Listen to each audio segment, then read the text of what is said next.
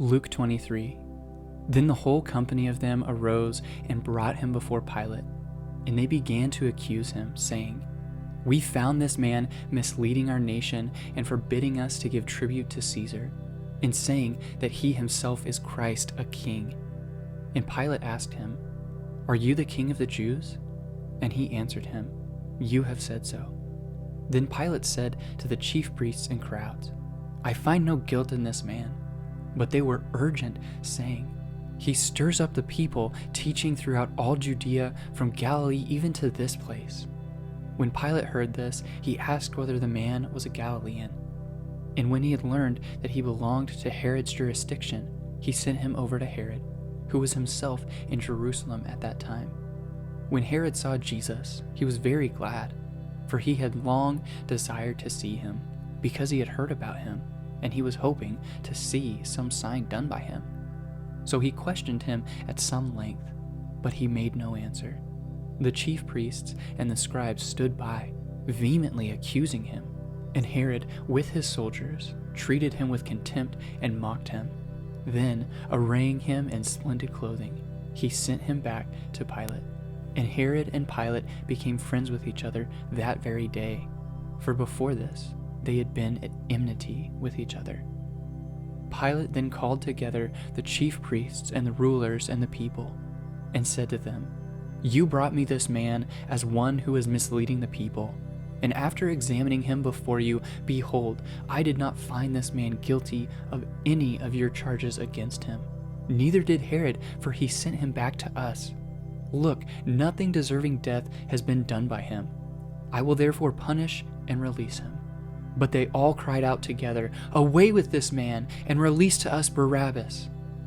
A man who had been thrown into prison for an insurrection started in the city and for murder.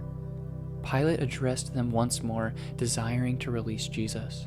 But they kept shouting, "Crucify, crucify him." A third time he said to them, "Why? What evil has he done? I have found in him no guilt deserving death. I will therefore punish and release him." But they were urgent, demanding with loud cries that he should be crucified. And their voices prevailed. So Pilate decided that their demand should be granted. He released the man who had been thrown into prison for insurrection and murder, for whom they asked, but he delivered Jesus over to their will.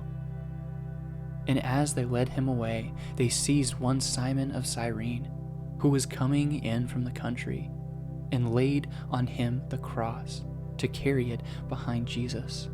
And there followed him a great multitude of the people and of women who were mourning and lamenting for him. But turning to them, Jesus said, "Daughters of Jerusalem, do not weep for me, but weep for yourselves and for your children. For behold, the days are coming when they will say, 'Blessed are the barren, and the wombs that never bore, and the breasts that never nursed.' Then they will begin to say to the mountains, 'Fall on us,' and to the hills, 'Cover us.'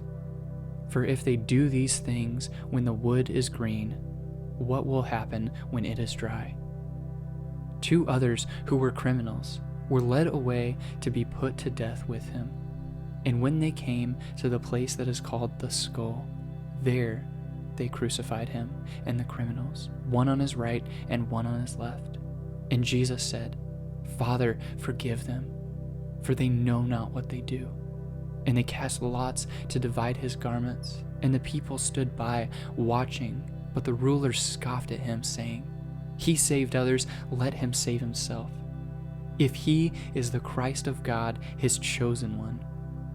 The soldiers also mocked him, coming up and offering him sour wine and saying, "If you are the king of the Jews, save yourself." There was also an inscription over him, "This is the King of the Jews." One of the criminals who were hanged railed at him, saying, "Are you not the Christ? Save yourself and us." But the other rebuked him, saying, "Do you not fear God, since you are under the same sentence of condemnation? And we indeed justly, for we are receiving the due reward for our deeds. But this man has done nothing wrong." And he said, "Jesus, remember me when you come into your kingdom." And he said to him, Truly, I say to you, today you will be with me in paradise."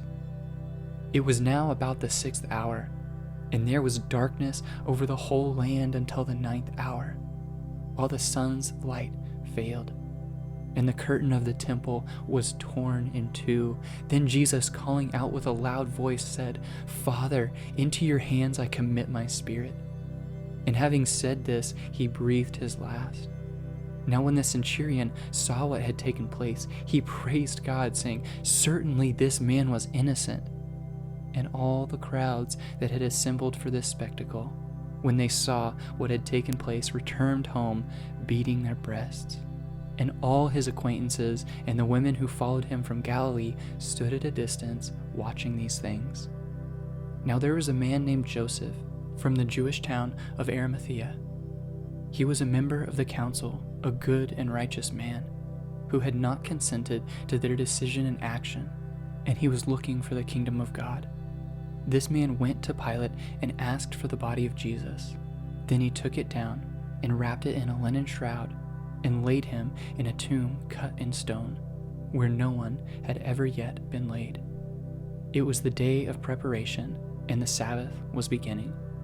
The women who had come with him from Galilee followed and saw the tomb, and how his body was laid. Then they returned and prepared spices and ointments. On the Sabbath they rested according to the commandment.